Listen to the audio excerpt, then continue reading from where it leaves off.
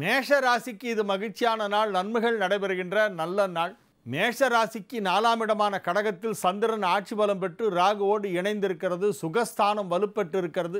தாயாரின் ஆரோக்கியத்தில் பாதிப்பு ஏற்பட்டிருந்தால் இப்பொழுது அவர்கள் பூரண குணமடைந்து விடுவார்கள். மேஷராசி அன்பர்களுடைய தாய்க்கு உடல் ஆரோக்கியம் ஏற்பட்டிருந்தால் இப்போ சரியாயிடும். அம்மா வீட்டுக்கு வந்துடுவாங்க, ஆஸ்பத்திரியிலேருந்து டிஸ்சார்ஜ் ஆகி. இது ஒரு நல்ல கிரக அமைப்பு. திருமண வயதில் உள்ளவர்களுக்கு திருமணம் நிச்சயமாகும். 7ஆம் இடத்திலே சுக்கிரன் ஆட்சி பலம் பெற்றிருக்கிறது. களத்திர காரகனும் களத்திர ஸ்தானாதிபதியுமான சுக்கிரன் 7லே வலுவாக அமர்ந்து கொண்டு உங்கள் ராசியை பார்த்து கொண்டிருப்பதால் திருமண தடை நீங்கும். 2ஆம் இடமான குடும்பஸ்தானத்தை குரு பார்த்து கொண்டிருக்கிறது. எனவே குடும்பம் என்று ஒன்று அமையும்.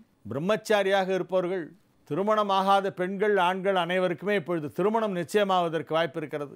இன்றைய நாள் அதிக நன்மைகள் நடைபெறுகின்ற நல்ல நாள். இன்றைய தினம் மாணவ மாணவியரெல்லாம் வெகு சிறப்பாக கல்வியிலே ஆர்வம் செலுத்துவார்கள்.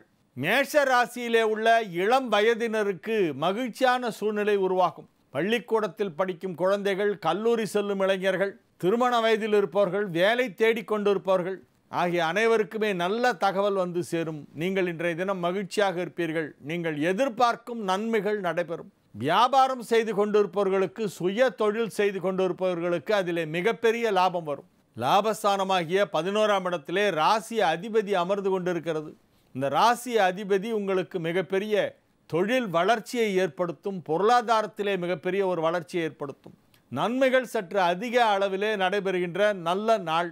மிக சிறப்பான நன்மைகள் நடைபெறும் மகிழ்ச்சியான நாள். ரிஷப ராசிக்கு இது ஒரு சிறப்பான நாள். ரிஷப ராசி அன்பர்களெல்லாம் இன்றைய தினம் மிகுந்த உற்சாகத்துடன் இருப்பார்கள்.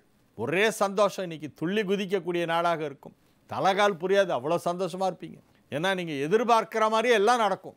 என்னென்ன நடைபெற வேண்டும் என்று நீங்கள் எதிர்பார்த்து கொண்டிருக்கிறீர்களோ அல்லது விரும்பி கொண்டிருக்கிறீர்களோ அவை அனைத்தும் இன்று நடக்கும்.